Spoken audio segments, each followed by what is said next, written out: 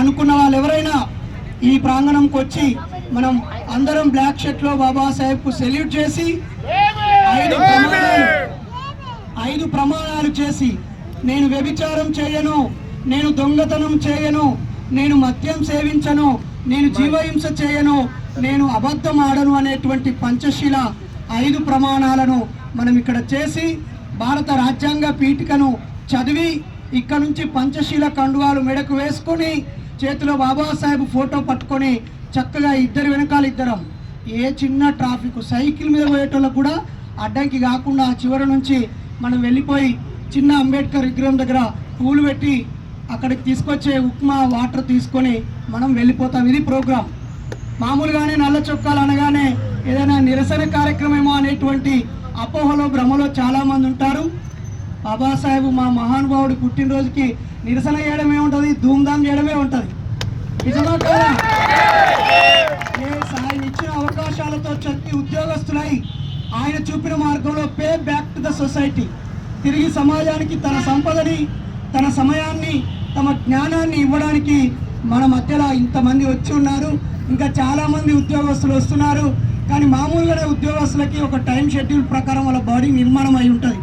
అంటే 6ంటికి లేవాలి, 7 దాకా ఎక్సర్సైజ్ చేయాలి, 8 దాకా పేపర్ చదవాలి, 8:30కి టిఫిన్ చేసి ఉద్యోగానికి పోవాలని.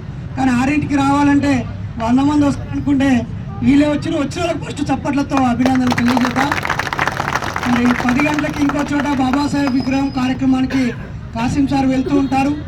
నిన్న సాయంత్రమే అడిగాం, సార్ ఇలా మేము గ్యాదర్ అవుతున్నాం, మీరు వచ్చి మా ఉద్యోగస్తుల్ని అభినందించాలంటే తప్పకుండా వస్తా నరేష్ అని చెప్పి సార్ వచ్చారు. సార్కి కృతజ్ఞతలు. కాసేపట్లో జయరాజ్ అన్న గారు కూడా వస్తా అన్నారు. ఆయన చేతుల మీదుగా కులాంతర మతాంతర వివాహాలు చేసుకున్న వాళ్ళకి మనం షాల్వాతో సన్మానం. షాల్వా కాదు, షాల్వాలు అంటే యూజ్ అండ్ త్రో అవుతుంది. అందుకే మన ఎంఎన్ఎస్ యూత్ అధ్యక్షులు అచ్యుతు, కార్యదర్శి సందీపులు కలిసి ఈ షాల్వాలు టిష్యూ పేపర్ కంటే వేస్ట్ అన్నా మనం తువాలలే ఇద్దామని చెప్పి నేతన్నలను ఆదుకున్నట్టుంటుంది, ఎండాకాలం తప్పుకున్నట్టుంటుందని చెప్పి ఈ ఆలోచన చేశారు. చాలా చాలా సంతోషం. ఈ ప్రొఫెసర్ కాసిం సార్ చేతుల మీదుగా సన్మానం పొందిన ఉద్యోగస్తులందరికీ ఉద్యమ జేజేలు. మరీ ముఖ్యంగా మా కానిస్టేబుల్ శ్రీనివాస్ గౌడ్ అన్న సిద్దిపేట జిల్లాలో మూఢనమ్మకాల నిర్మూలనకి పోలీసు వారికి సపోర్టుగా ఉంటూ మన ఉద్యమానికి జిల్లా అధ్యక్షులుగా ఉన్నారు. ఇక్కడ అందరికీ ఒక్కొక్క డిపార్ట్మెంట్ అందరికీ తెలిసిన వాళ్ళే. వీళ్ళందరిని ఉద్దేశించి బాబాసాహెబ్కి ఉదయమే ఇలా స్వతంత్రంగా స్వచ్ఛందంగా వచ్చి సెల్యూట్ చేసి ఆయన మార్గంలో వెళ్ళడాన్ని ఉద్దేశించి సంక్షిప్త సందేశాన్ని అందించాల్సిందిగా గౌరవనీయులు పెద్దలు ప్రొఫెసర్ కాసిం సార్ గారిని కోరుతున్నాను.